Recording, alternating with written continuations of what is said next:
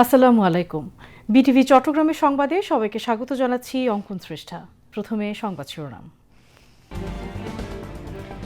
বাজারে ভোজ্য তেলের সংকট নেই, পর্যাপ্ত সরবরাহ রয়েছে। কৃত্রিম সংকট সৃষ্টি করে দাম বাড়ানোর বিষয়ে সচেতন হওয়ার পরামর্শ সংশ্লিষ্টদের।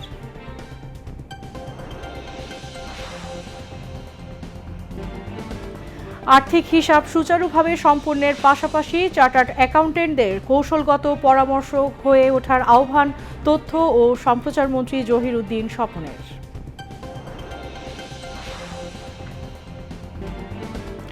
গভীর সাগরে জেলেদের সুরক্ষা ও পর্যটন উন্নয়নে তথ্য প্রযুক্তির ব্যবহারের গুরুত্ব আরোপ ডাক, টেলিযোগাযোগ ও তথ্য প্রযুক্তি মন্ত্রীর।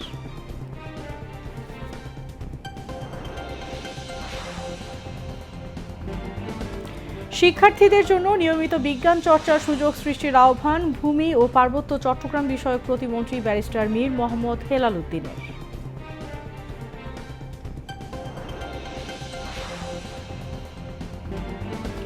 চট্টগ্রাম নগরীতে ৩ লাখ শিশুকে দেওয়া হবে হামের টিকা। ২০ এপ্রিল থেকে ২০ মে পর্যন্ত চলবে টিকাদান কর্মসূচি, জানালেন সিটি মেয়র।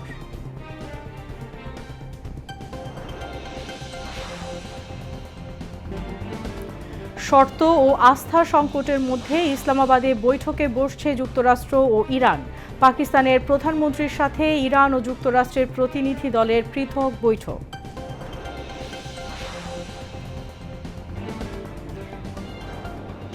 এবং মেহেদী হাসান মিরাজকে অধিনায়ক ও নাজমুল হোসেন শান্তকে সহ অধিনায়ক করে নিউজিল্যান্ডের বিপক্ষে ওয়ানডে দল ঘোষণা বিসিবির।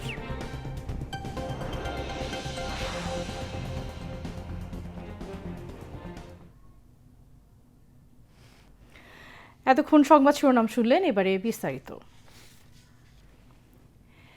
কিছুদিন যাবৎ বাজারে ভোজ্য তেলে কৃত্রিম সংকট তৈরি করে দাম বাড়ানোর পায়তারা করছে অসাধু ব্যবসায়ীরা, এমন অভিযোগ ক্রেতা ও সচেতন মহলের। তবে ডিলার ও বিক্রেতারা বলছেন বাজারে ভোজ্য তেলের কোনো সংকট নেই, সরবরাহ রয়েছে পর্যাপ্ত। তারা বলছেন ভোজ্য তেলের সরবরাহ নিয়ে এক ধরনের বিভ্রান্ত সৃষ্টি করা হয়েছে। এতে সাধারণ মানুষ আতঙ্কিত হয়ে প্রয়োজনের অতিরিক্ত তেল কিনছেন। এ থেকে সচেতন হওয়ার পরামর্শ সংশ্লিষ্টদের। মাহমুদুল হাসানের প্রতিবেদন। রাজধানীর প্রধান পাইকারি ও খুচরা বাজার কাউরান বাজার ঘুরে দেখা যায় ভোজ্য তেলের সরবরাহ স্বাভাবিক রয়েছে। বাজারে তেল অ্যাভেলেবেল আছে, তেলের কোনো সংকট নেই। কোম্পানিরা যেটা মূল্য ওই রেটে নিতেছে, এই কারণে আমরা কমানি। আগে একটা তেল আমরা গায়ের রেটে ছাড় দিল 10 থেকে 15 টাকা লাভ করতে পারছি, এখন 5 টাকা আমরা লাভ করতে পারি না। সাধারণ মানুষের একটা কিরকম জানি যে এই মানে যে কোনো বিষয়টাই কেমন জানি আগে নিজে অস্থির হয়ে যায়। এটা তো কোম্পানি দিতেছে না, এটা তো ক্রাইসিস মুহূর্তে তো বুঝতে হবে, এটা সিচুয়েশন তো কোম্পানি সিস্টেম করে। আমরা আগে 500 কারণ মাল কিনলে রিকোয়েস্ট করলে 1 টাকা ছাড় দিত, এখন তো 1 টাকাও ছাড় দেয় না। তাহলে আমরা ছাড় না পেলে আমরা কোন জায়গা থেকে দেবো? রমজানে যে সংকট দেখা দেয় এগুলো তো এখন নাই, এগুলো তো কোনো সামনে ঈদ তো না, এখন বেরিয়ে আছে, কোনো সংকট নেই, তেল অ্যাভেলেবেল তো আছে। আতঙ্কিত মানুষ যে মনে করে 5 মাস 6 মাসের মাল তেল কিনে নেয়, কোনো দরকার নেই। দোকানের বলছেন ডিলারদের কাছ থেকে চাহিদার তুলনায় কিছুটা কম তেল পেলেও সরকার নির্ধারিত আগের দামেই বোতলজাত সয়াবিন তেল বিক্রি করছেন তারা। সরবরাহ আমাদের মার্কেটে কোনো সমস্যা নাই, আমাদের প্রতিনিয়ত তেল আছেই। 1 লিটার 195, এটি সম্পূর্ণ আগের রেট, কোনো বাড়তি রেট নেই। তবে নির্ধারিত দামের চেয়ে বেশি দামে বিক্রি হচ্ছে খোলা তেল। খোলা সয়াবিন ও পাম তেল লিটারে 10 থেকে 20 টাকা পর্যন্ত বেড়েছে। সয়াবিনের দামও বাড়িয়ে দিছে, পামের দামও বাড়িয়ে দিছে। 185 থেকে আপনার 90 টাকা লিটার। আর পাম বেচতেছি আপনার হলো 65 থেকে 70 টাকা লিটার।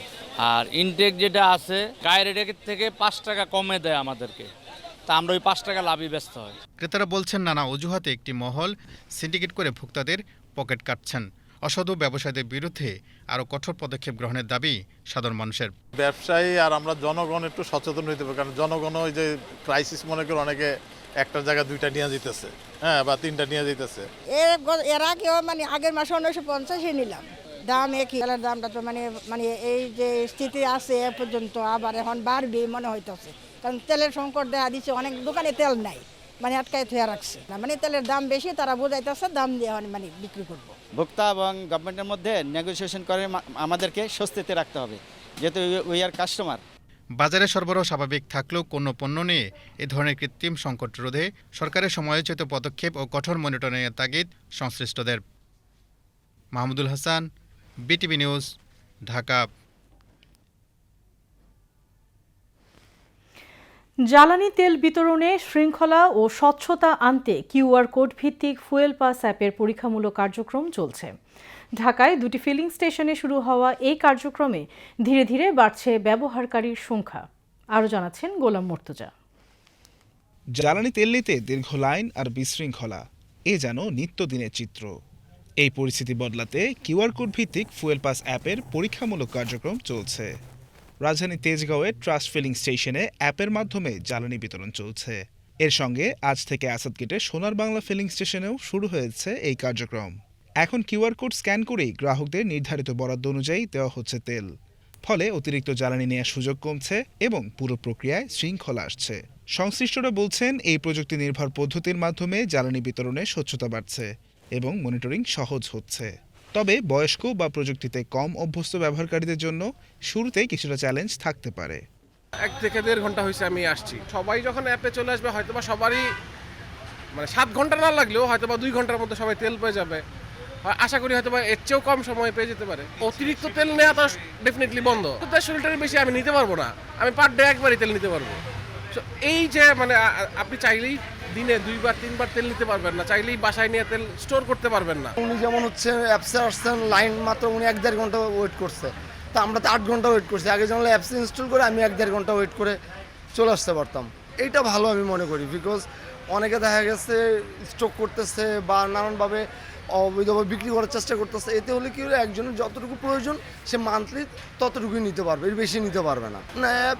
অ্যাপ ইজি আছে, জাস্ট আপনার বুঝতে হবে যে আপনার ঢাকা না ঢাকা মেট্রো কোনটা সিলেকশন করতে হবে। সিলেকশন করলে অটোমেটিক সে ভেরিফাই করে নেবে। আমি যখন কাছাকাছি আসলাম তখন ওই যে ব্যানারটা দেখলাম, ওখানে দেখাচ্ছে যে অ্যাপস দিয়ে আপনার এরকম করা যাবে, আমার ট্র্যাক রাখা যাবে। ইউজুয়ালি অ্যাপস না থাকে আমি 1000 টাকা তেল পাইতাম, এখন আমি 1200 টাকা তেল পাচ্ছি। তাহলে এটা অবশ্যই আমার জন্য সুবিধা হয়েছে। এদিকে জ্বালানি খাতে শৃঙ্খলা আনতে সারা দেশেই জোরদার করা হয়েছে তদারকি। জ্বালানি ও খনিজ সম্পদ বিভাগের তথ্য মতে গত 3 মার্চ থেকে 7 এপ্রিল পর্যন্ত অভিযানে অবৈধভাবে মজুতকৃত 4,69,042 লিটার জ্বালানি তেল উদ্ধার করা হয়েছে। এর মধ্যে 3,52,000 লিটারের বেশি ডিজেল, 36,000 লিটারের বেশি অকটেন এবং 80,000 লিটারের বেশি পেট্রোল রয়েছে। একই সময়ে 7,000-এর বেশি অভিযান চালিয়ে 3,000-এর বেশি মামলা দায়ের করা হয়েছে। ফুয়েল পাস পেতে গ্রাহকদের fuelpass.gov.bd ওয়েবসাইটে গিয়ে রেজিস্ট্রেশন করতে হচ্ছে। কিউআর কোড স্ক্যান করলেই নির্ধারিত জ্বালানির পরিমাণ দেখা যাচ্ছে। পরীক্ষামূলক এই উদ্যোগ সফল হলে জ্বালানি বিতরণে শৃঙ্খলা ও স্বচ্ছতা আরও বাড়বে, এমনটাই আশা সংশ্লিষ্টদের। গোলাম মুর্তজা, বিটিভি নিউজ, ঢাকা। আর্থিক হিসাব কাজ সুচারুভাবে সম্পন্নের পাশাপাশি চার্টার্ড অ্যাকাউন্ট্যান্টসদের প্রতিষ্ঠানগুলোর কৌশলগত পরামর্শক হয়ে ওঠার আহ্বান জানিয়েছেন তথ্য ও সম্প্রচার মন্ত্রী জহিরুদ্দিন স্বপন। তিনি আজ সকালে রাজধানীর একটি হোটেলে institute of chartered accountants of Bangladesh ICAB-র 22তম সমাবর্তন অনুষ্ঠানে এই আহ্বান জানান। অনুষ্ঠানে সমাবর্তন বক্তা ছিলেন নর্থ সাউথ বিশ্ববিদ্যালয়ের ইতিহাস বিভাগের অধ্যাপক সলিমুল্লাহ খান। অনুষ্ঠানে 2023 থেকে 2025 পর্যন্ত CA কোর্স সম্পন্ন করা শিক্ষার্থীদের হাতে সনদ তুলে দেন অতিথিরা। প্রধান অতিথির বক্তব্যে তথ্যমন্ত্রী নিত্য নতুন প্রযুক্তির সঙ্গে দক্ষ হয়ে উঠতে চার্টার্ড অ্যাকাউন্ট্যান্টদের প্রতি আহ্বান জানান। পৃথিবীতে ইন্টারনেটের যুগ চলছে, কমিউনিকেশন সায়েন্সের একটা সর্বোত্তম বিকাশ ঘটেছে। সিটিজেন জার্নালিজমের মতো একটা পরিবেশের মধ্যে আমরা এই নতুন ইকোসিস্টেমে প্রবেশ করেছি। আধুনিক কর্পোরেট ব্যবস্থা তার প্রায় সব কাজই প্রযুক্তি নির্ভর করে ফেলেছে। আর্টিফিশিয়াল ইন্টেলিজেন্সের ক্ষমতাকে কাজে লাগানোর সাথে সাথে তার ক্ষমতার আত্মঘাতী হয়ে পড়ে কিনা এই দুশ্চিন্তার মধ্যেও সভ্যতা যখন দাঁড়িয়ে আছে, ঠিক সেরকম একটা সময়তেই আপনারা এই সার্টিফিকেটটা হাতে পেলেন। অতএব শুধুমাত্র এই পেশাগত দক্ষতা অর্জন করাই আপনাদের জন্য কাজ হবে না। নতুন ইকোসিস্টেমের যে নতুন চ্যালেঞ্জ, এই চ্যালেঞ্জকে আলিঙ্গন করা এবং এই চ্যালেঞ্জকে সাথে নিয়ে সভ্যতাকে, নিজের দেশকে এবং নিজের পেশাকে একই সাথে আপনাদেরকে সমৃদ্ধ করতে হবে।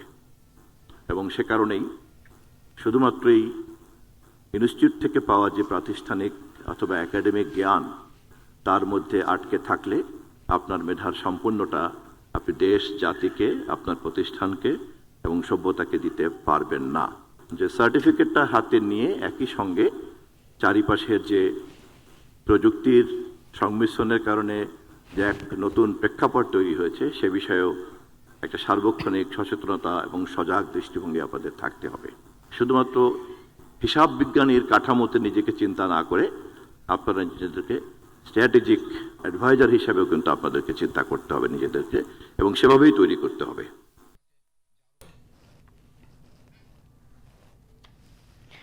ত্রয়োদশ জাতীয় সংসদে সংরক্ষিত নারী আসনে বিএনপির দলীয় প্রার্থী চূড়ান্ত করতে আজ দ্বিতীয় দিনের মতো চলে মনোনয়ন ফর্ম বিক্রি ও জমা নেয়ার কার্যক্রম। এ উপলক্ষে রাজধানীর নয়াপল্টনে বিএনপির কেন্দ্রীয় কার্যালয়ে বিরাজ করছে উৎসবের আমেজ।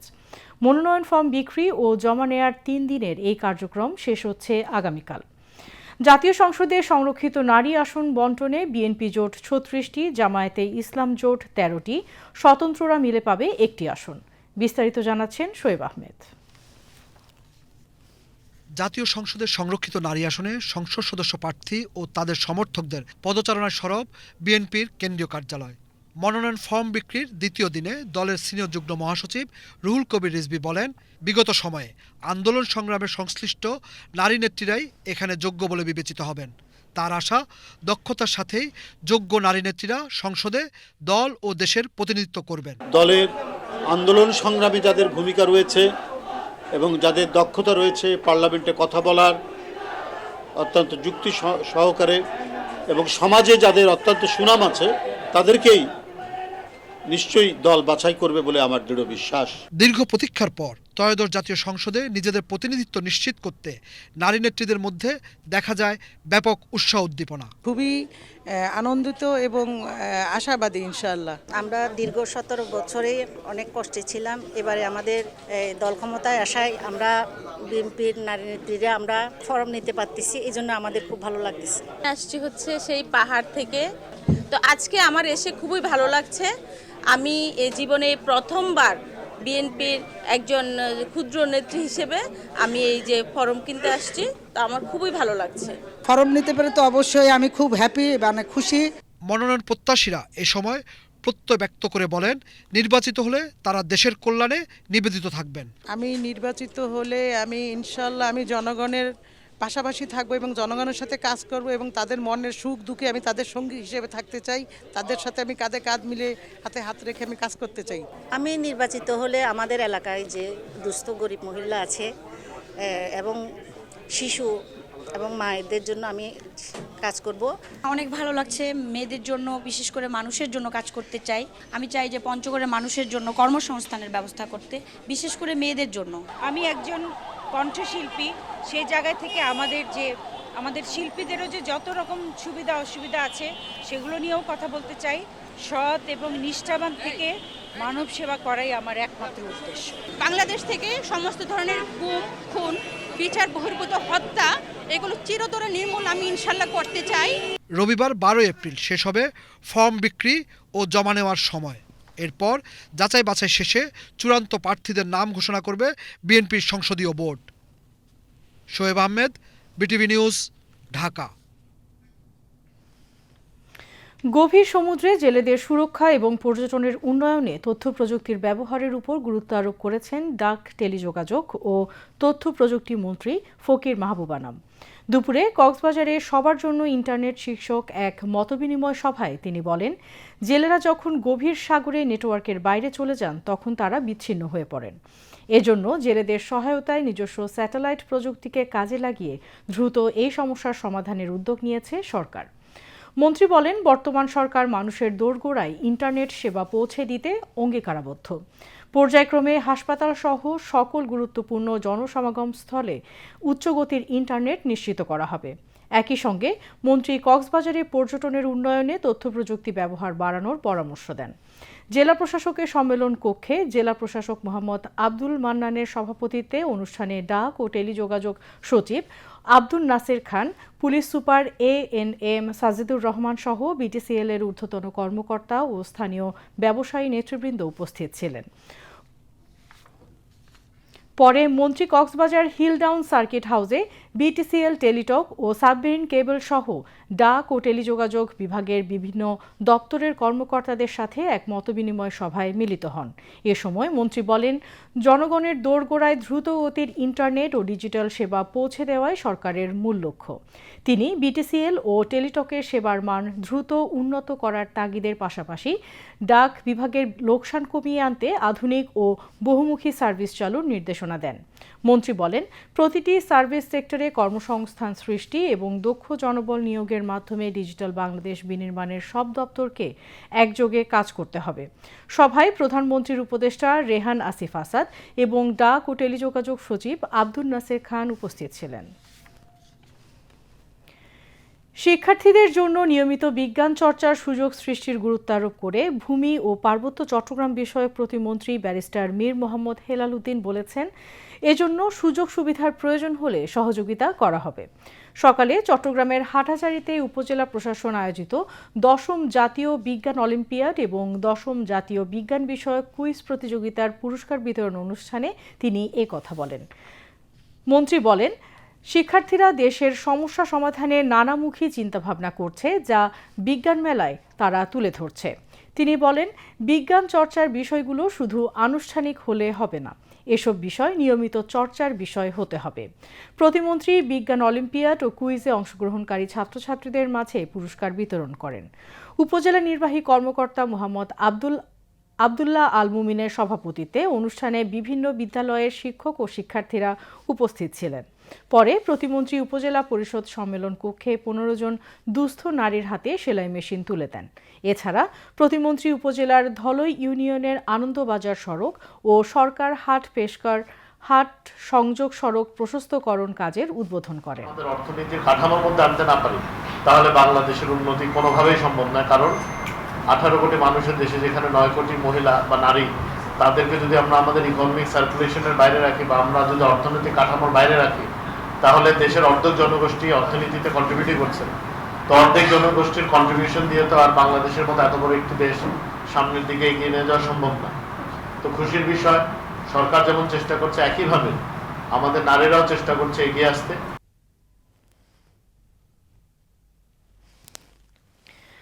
আগামী 20 এপ্রিল থেকে শুরু হওয়া দেশব্যাপী হামের টিকাদান কর্মসূচির অংশ হিসেবে চট্টগ্রাম নগরীতে 3 লাখ শিশুকে হামের টিকা দেওয়া হবে বলে জানিয়েছেন city mayor doctor Shahadat Hossain. তিনি বলেন, 6 মাস থেকে 5 বছর বয়সী শিশুদের আগামী 20 এপ্রিল থেকে 20 মে পর্যন্ত টিকা দেওয়া হবে। সকালে নগরীর টাইগার পাসে সিটি কর্পোরেশন ভবনে কোলোরেক্টাল ক্যান্সার সচেতনতা কর্মসূচির সমাপনী উপলক্ষে এক প্রেস ব্রিফিংয়ে মেয়র এই তথ্য জানান। বিশ্বজুড়ে মার্চ মাস ব্যাপী এই কর্মসূচি পালিত হয়, যার মূল লক্ষ্য হল কোলন ও মলাশয়ের ক্যান্সার প্রতিরোধ, প্রাথমিক শনাক্তকরণ এবং জনসচেতনতা বৃদ্ধি করা। প্রেস ব্রিফিংয়ে জানানো হয়, চট্টগ্রাম সিটি কর্পোরেশন, বেসরকারি হাসপাতাল সিএসসিআর এবং শিক্ষা প্রতিষ্ঠান পিজিএস একাডেমিয়ার প্রথম উদ্যোগে চট্টগ্রাম শহরে এই উপলক্ষে মাসব্যাপী কর্মসূচি পালন করা হয়। কর্মসূচিতে প্রায় 2000 রোগীকে বিনামূল্যে চিকিৎসা সেবা ও পরামর্শ দেওয়া হয়। এর মধ্যে 4 জনের কোলোরেক্টাল ক্যান্সার শনাক্ত হয়। অনুষ্ঠানে চিকিৎসকরা বলেন, কোলোরেক্টাল ক্যান্সার একটি প্রতিরোধযোগ্য রোগ এবং প্রাথমিক পর্যায়ে শনাক্ত হলে এই রোগ থেকে সুস্থ হওয়ার সম্ভাবনা প্রায় 90%। এজন্য সকলকে নিয়মিত স্ক্রিনিং ও স্বাস্থ্যকর জীবনযাপনের পরামর্শ বিশেষজ্ঞ চিকিৎসকদের।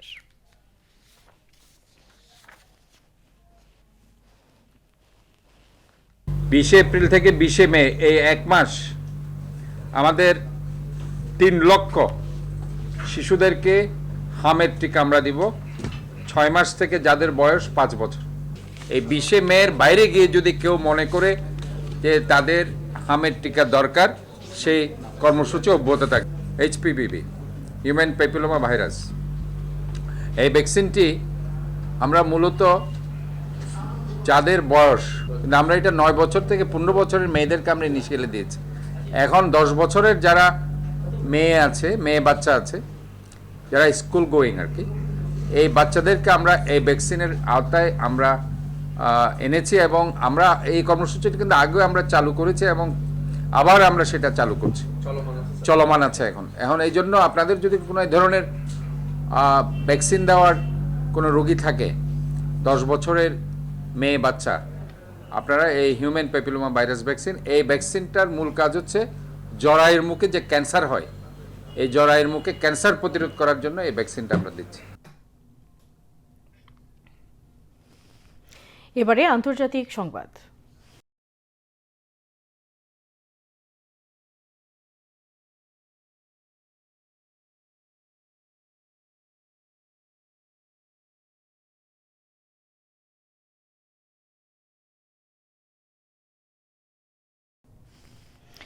যুক্তরাষ্ট্র ও ইরানের সম্ভাব্য শান্তি আলোচনা ঘিরে ইসলামাবাদ এখন আন্তর্জাতিক কূটনীতির কেন্দ্রবিন্দু।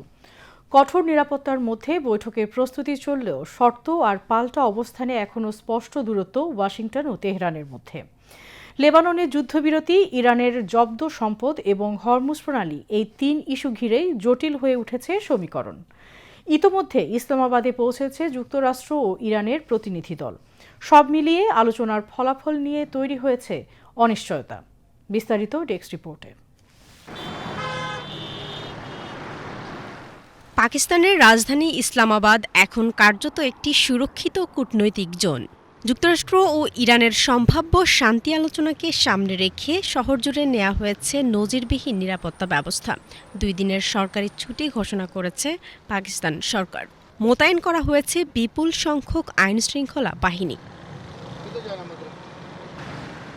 ইতোমধ্যে ইসলামাবাদে পৌঁছেছে ইরানের প্রতিনিধি দল। নেতৃত্ব দিচ্ছেন দেশটির পার্লামেন্ট স্পিকার মোহাম্মদ বাঘের গালিবফ। এছাড়াও প্রতিনিধি দলে রয়েছেন পররাষ্ট্রমন্ত্রী আব্বাস আরাকচি, সুপ্রিম ন্যাশনাল কাউন্সিলের সেক্রেটারি মোহাম্মদ বাকের জোলকাদার, defence councillor secretary Ali Akbar আহমদিয়ান, কেন্দ্রীয় ব্যাংকের গভর্নর আব্দুল নাসের হোম্মাতি এবং কয়েকজন আইন প্রণেতা। শুরু থেকেই কঠোর অবস্থান নিয়েছে তেহরান।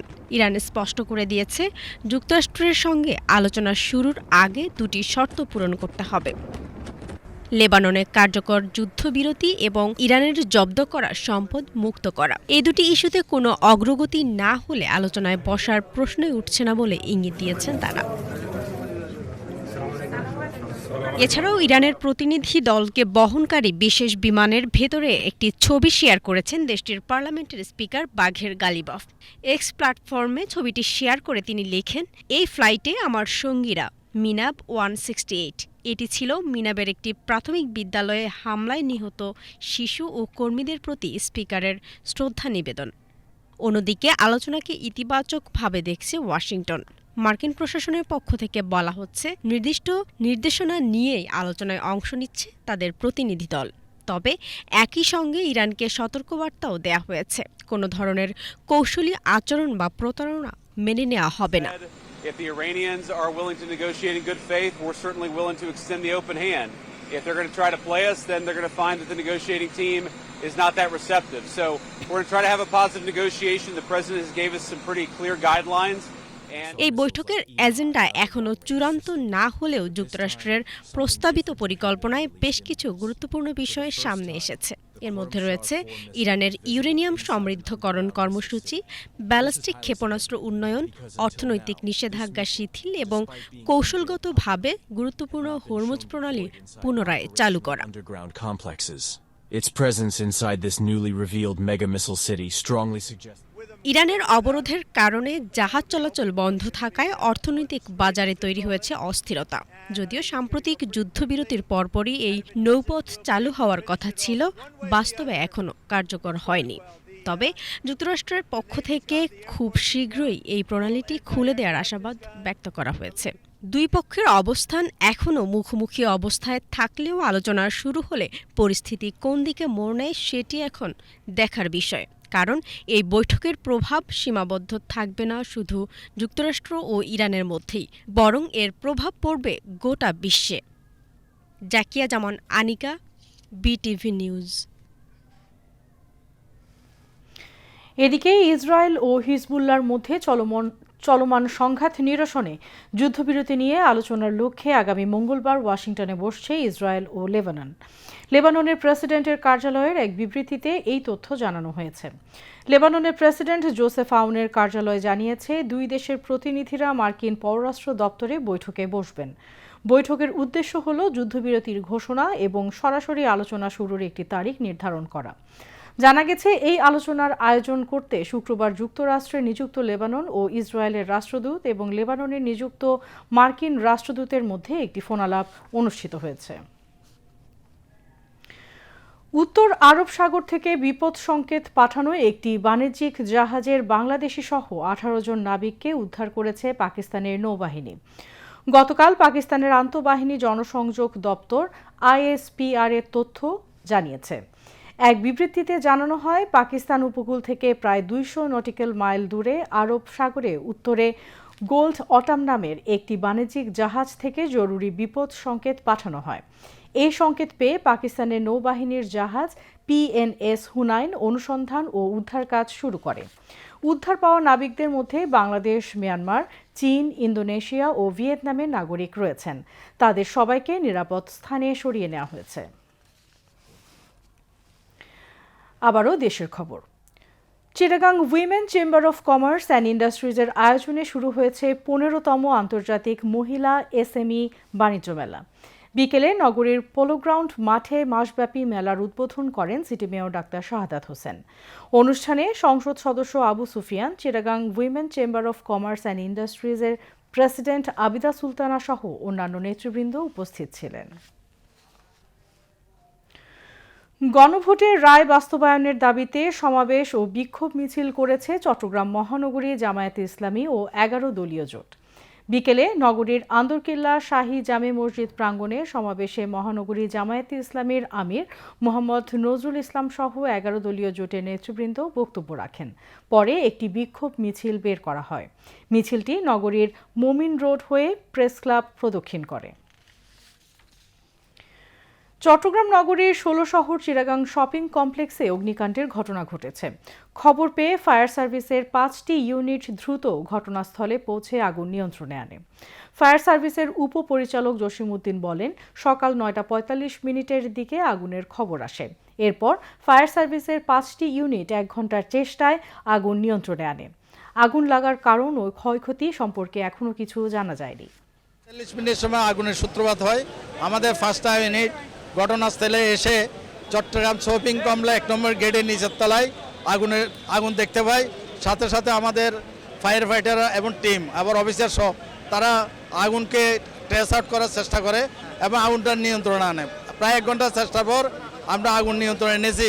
বাট এখানে প্রচুর পরিমাণে ধোঁয়া এবং হিটের পরিমাণ রয়েছে এবং ধোঁয়াটা বের হওয়ার ওরকম কোনো স্কোপ নেই, যেহেতু এটা অনেক বিশাল মার্কেট। এই মার্কেটের ধোঁয়াগুলো চতুর্দিকে ছড়িয়ে আছে। তো আমরা ফ্রন্ট সাইড দিয়ে আমরা ধোঁয়াটাকে বের করা স্মোকি জেটটা দিয়ে ধোঁয়াটা বের করার চেষ্টা করছি। এবারে খেলার খবর।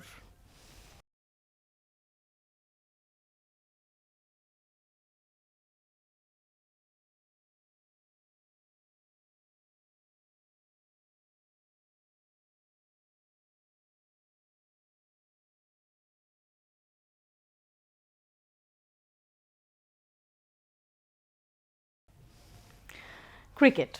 আসন্ন নিউজিল্যান্ড সিরিজের প্রথম 2 ওয়ানডের জন্য 15 সদস্যের শক্তিশালী দল ঘোষণা করেছে বাংলাদেশ ক্রিকেট বোর্ড BCB। শনিবার সংবাদ বিজ্ঞপ্তির মাধ্যমে এই দল ঘোষণা করা হয়। বাংলাদেশ দলের নেতৃত্ব দেবেন মেহেদী হাসান মিরাজ এবং সহ অধিনায়ক হিসেবে আছেন নাজমুল হোসেন শান্ত। আর সর্বশেষ পাকিস্তান সিরিজের দলে কোনো পরিবর্তন আনা হয়নি। দলের অপর সদস্যরা হলেন তানজিদ হাসান তামিম, সাইফ হাসান, সৌম্য সরকার, লিটন কুমার দাস, তাওহিদ হৃদয়, আফিফ হোসেন ধ্রুব, মাহিদুল ইসলাম অঙ্কন, রিশাদ হোসেন, তানভীর ইসলাম, তাসকিন আহমেদ, মোস্তাফিজুর রহমান, নাহিদ রানা ও শরীফুল ইসলাম। আগামী 13 এপ্রিল বাংলাদেশে আসবে নিউজিল্যান্ড ক্রিকেট দল। মিরপুর শেরেবাংলা জাতীয় ক্রিকেট স্টেডিয়ামে ওয়ানডে সিরিজ শুরু 17 এপ্রিল। 19 তারিখ একই মাঠে গড়াবে সিরিজের দ্বিতীয় ম্যাচ। 23 এপ্রিল তৃতীয় ওয়ানডে হবে চট্টগ্রামে। এবারে আবহাওয়ার খবর।